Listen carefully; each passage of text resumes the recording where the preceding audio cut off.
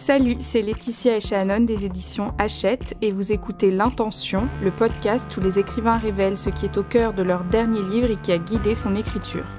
Aujourd'hui, nous recevons Manou Junio, qui publie son premier roman, Échappée, aux éditions Grasset. Un conte féministe et polyphonique qui ressemble à un rêve. Sur une île, coupée du monde, dans une châtaigneraie, 7 femmes se sont réfugiées avec leurs enfants. Elles travaillent ensemble, s'aiment, boivent, dansent, ne se séparent jamais. Elles partagent leur joie, leur souffrance, leur lassitude et leur révolte en prenant soin de leurs enfants. Pourquoi ces femmes vivent-elles ici ? Quel enclos invisible enferme leurs paroles, leurs mémoires et leurs existences ? Et surtout, combien de temps peut encore durer ce silence ? Manon Junio raconte à notre micro la naissance et le déploiement de ce songe envoûtant.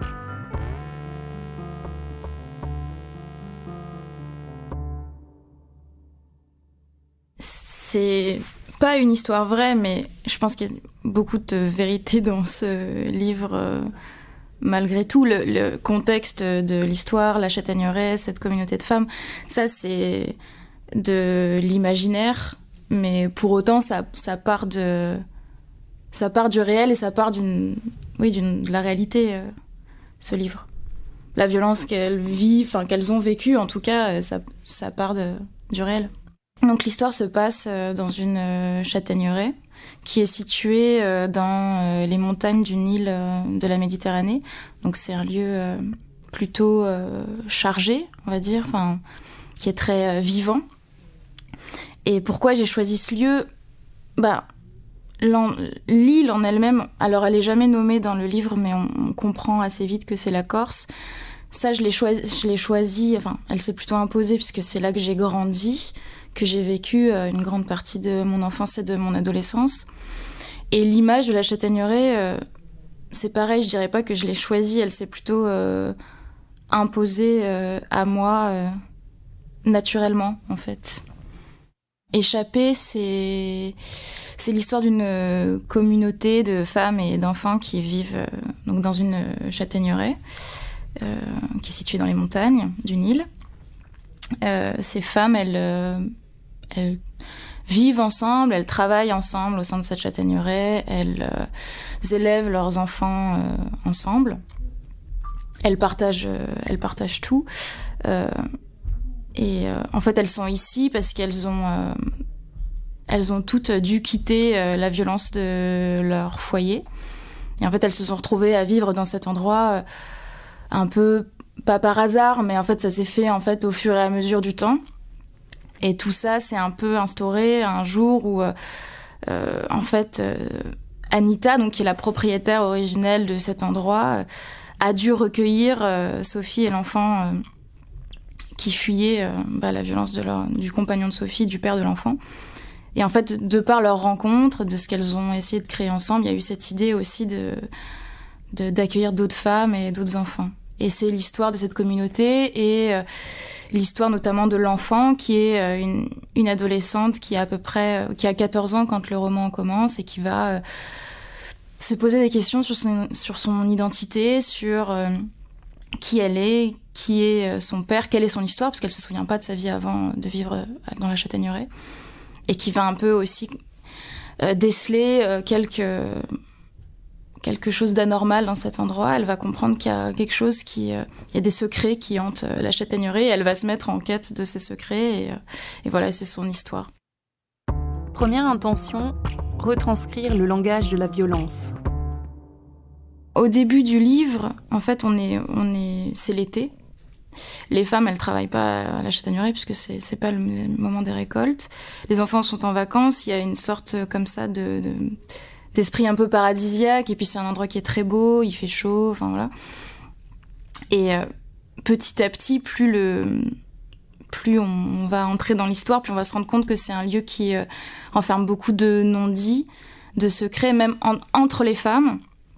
Il y a, on va le comprendre assez vite, en fait elles s'entendent pas forcément, et puis elles sont pleines de toutes ces choses qu'elles ont vécues avant d'être dans cet endroit. Donc parfois elles sont en colère, elles sont tristes, elles sont assez, elles portent une sorte de désillusion aussi sur le monde.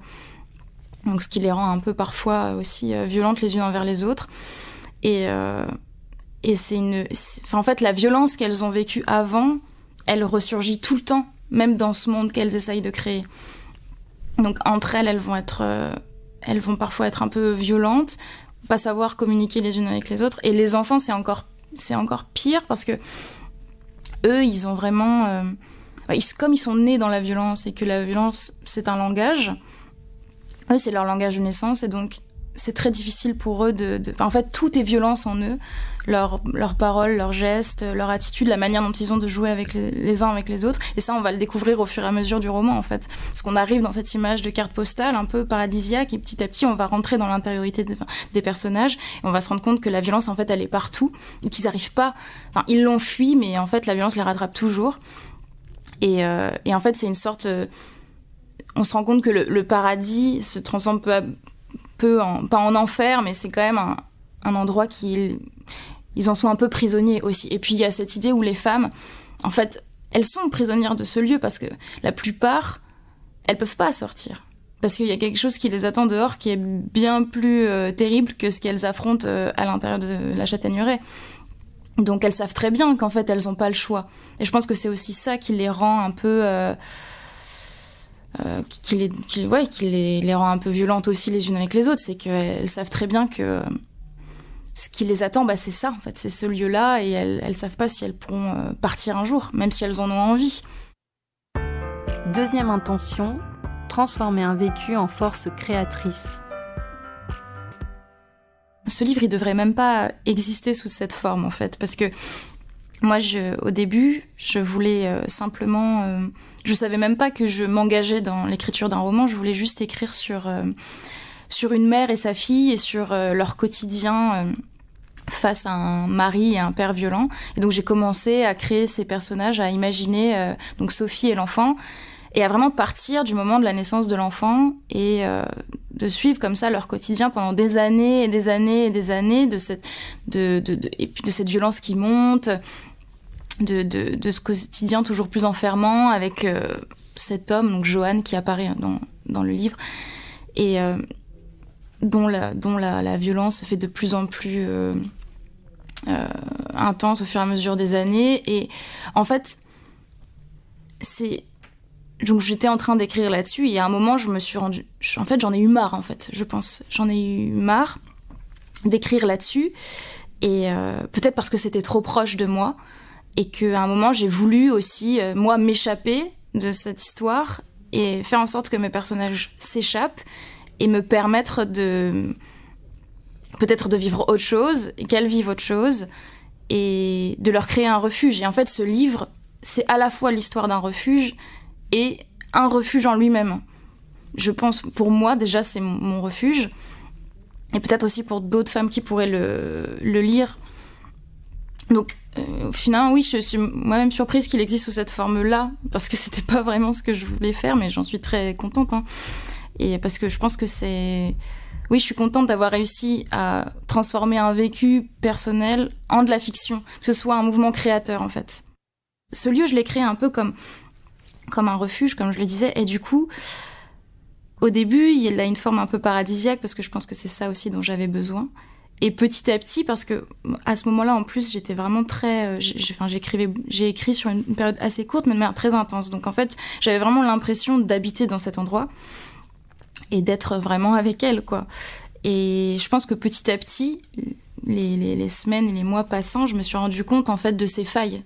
Je me suis rendu compte de ce que le lieu que j'étais en train de créer avait beaucoup, beaucoup de failles, et qu'en fait, que l'image que j'en avais au début, en fait, c'était une image qui était fausse, et c'était impossible, en fait, que ça se passe bien. Et donc, quand je me suis je m'en suis rendu compte au fur et à mesure de l'écriture, en creusant les personnalités des femmes, celles des enfants, et puis peut-être aussi en questionnant ce que j'avais vécu, en se questionnant ce lien entre la violence qu'on a subie et la violence qu'on fait ensuite subir. On ne peut pas se sentir libre dans un lieu comme ça. En fait, on est libre de plein de choses. Par exemple, il n'y a pas le regard des hommes, il n'y a pas leur pression, il n'y a pas leurs commentaires, il n'y a pas tout ça. Mais il y a cette vie en communauté, cette vie de promiscuité, parce que ça a beau être une grande maison, elle accueille tellement de monde qu'en fait, on se trouve finalement très très... Enfin, il n'y a pas d'intimité. L'intimité, ça n'existe plus. La vie de famille, elle est morcelée, parce que du coup, on s'occupe de tous les enfants, et on forme une espèce de... comme ça, Ouais, on sait plus trop où est notre place aussi. D'ailleurs, il y a un personnage féminin qui se pose beaucoup la question par rapport à sa place en tant que mère, par rapport à son fils. Et donc oui, c'est... L'individualité, elle n'existe plus. Donc forcément, ça peut avoir des allures de prison parfois. Et puis, elles peuvent pas partir. Je pense que c'est ça aussi le nœud. C'est que tout est devenu prison. Enfin, quand on fuit quelqu'un, de toute façon, tout devient prison. Elles sont là, elles peuvent pas partir. Donc il n'y a pas de futur aussi. Il n'y a pas de projection ailleurs. Et... je pense que ça, c'est terrible, en fait, de se dire qu'on en est réduit à rester dans cet endroit, peut-être pour toujours, parce que on a fui la violence des hommes. Quand j'ai commencé à vraiment réaliser que l'histoire que j'étais en train de raconter, c'était plus la vie de Sophie et l'enfant avec cet homme violent, mais que c'était bien cet endroit, avec ces femmes, cette communauté. Ce qui m'a animée pendant toute la période d'écriture, c'était de me dire que j'allais faire d'un vécu une force créatrice. Et de me dire que, en fait, face à cette violence qui est, somme toute, banale, commune, presque universelle, en fait, la mettre dans un roman, peut-être que... Pas que ça allait changer les choses, mais en tout cas... Ça la faisait presque plus exister que... Elle est partout, mais je me disais que de la mettre dans une fiction, ça pouvait la rendre encore plus réelle. Et oui, c'est ça qui m'a animée, c'est de me dire que tout ça n'avait pas été vécu pour rien, et que ça allait créer quelque chose d'autre, quelque chose de beau. Du moins, on allait essayer. Troisième intention, écrire un premier roman réparateur. Ça change beaucoup de choses d'écrire un livre pareil. Déjà, pour soi, c'est déjà une aventure un peu... c'est unique, je crois, l'aventure du premier roman. Tout ça, c'est très beau, très angoissant, mais c'est une aventure de dingue. Et puis d'écrire ce livre et de poser des choses sur le papier, et puis ça a été important pour moi. Et ce qui a été aussi important, c'était de l'offrir à ma mère. Aussi. Et d'ailleurs, il lui est dédié, le livre. Et ça a posé beaucoup de questions, ça a fait rejaillir beaucoup de choses, mais c'était bien, c'était beau. J'ai eu quelques petites expériences comme ça, où j'ai pu lire le livre, des passages, notamment le premier chapitre en résidence, et c'est vrai que ce qui me touche beaucoup, c'est quand il y a des femmes qui viennent me voir et qui me disent... qu'elles se reconnaissent, ou que ça leur fait écho à leur vécu, et que ça leur fait du bien d'entendre ça, et qu'elles sont heureuses de voir que ça peut aussi exister dans les livres, en fait. Et ça me touche beaucoup, oui. Quand il y a quelqu'un qui vient me voir et qui me dit « ça me fait penser à ce que j'ai vécu, et ça me fait du bien que ça existe ailleurs, et que du coup on en fasse une force, quoi ». Ça, c'est le plus beau cadeau, je crois. C'est l'heure des cadeaux. Si je devais offrir une phrase aux auditeurs, je pense que je choisirais un passage qui est à la fin du premier chapitre. Sophie et l'enfant, deux noms qui s'ajoutent et s'unissent, herbe folle aux pupilles révulsées, tournées vers l'intérieur, cadenassées l'une à l'autre, leur danse est un cri pour toutes celles qui veulent bien l'entendre, une guerre gagnée au prix du sacrifice, d'un dialogue qui se joue hors des mots. Sophie en est certaine, ici, au moment même où l'aube se devine derrière les montagnes, elle entend que l'enfant lui pardonne. Toute canine dehors, à la vue de sa fille tournoyant dans le faisceau du jour, elle veut y croire, au pardon, attraper l'image et l'imprimer dans sa mémoire pour qu'elle lui appartienne à tout jamais, qu'elle puisse toujours s'y replonger, dans ce souvenir précis de l'enfant. Euphorique, vibrante de pouvoir, et elle voudrait lui dire tant de choses que ça se bouscule, lui crier l'amour inconditionnel et lui promettre, surtout, que plus rien à présent ne pourra les mettre à terre, que plus personne, elle le jure, ne les mettra à genoux, ses regards vers le haut et insoumission maintenant, et regarde-la bien, ma rage, en face, victime depuis l'origine, je me proclame à présent ton ennemi, ma violence contre la tienne tu ne gagneras plus. Sophie attrape l'enfant, la serre contre elle de toutes ses forces, leur nuque se cogne, la tige poisseuse qui les lie leur perfore le ventre. Sophie la sent ramper à l'intérieur de ses entrailles. Je te le promets, je ne laisserai plus personne nous faire du mal. Finissons en musique.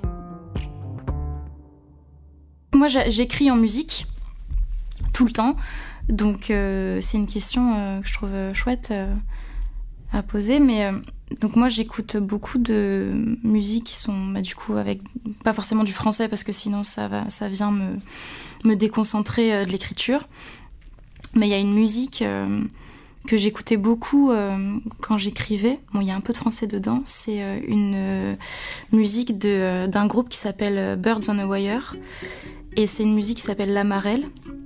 C'est une musique franco-portugaise. Enfin, c'est une reprise. À la base, c'est une chanson portugaise. Et c'est une chanson qui est très douce. On peut avoir un peu cette impression de comptine. Et en fait, quand on écoute les paroles, ça s'avère être plutôt... Enfin, ça peut être aussi ça peut nous amener pas mal de réflexions féministes aussi sur... parce que c'est l'histoire d'une petite fille qui joue à la marelle et on lui dit de faire attention. Enfin, j'aime beaucoup cette musique et je l'ai énormément écoutée pendant l'écriture du livre.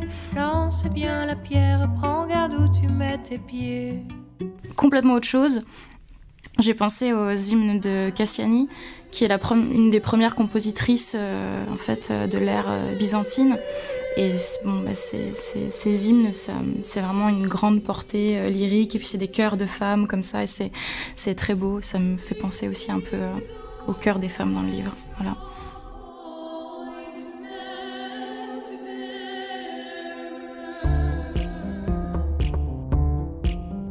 C'était L'Intention, le podcast des éditions Hachette où les écrivains de fiction, de non-fiction, de BD et de jeunesse révèlent l'intention cruciale au cœur de leur dernier livre. Si cet épisode vous a plu, faites-le savoir en nous envoyant des cœurs, des commentaires sympas et des étoiles.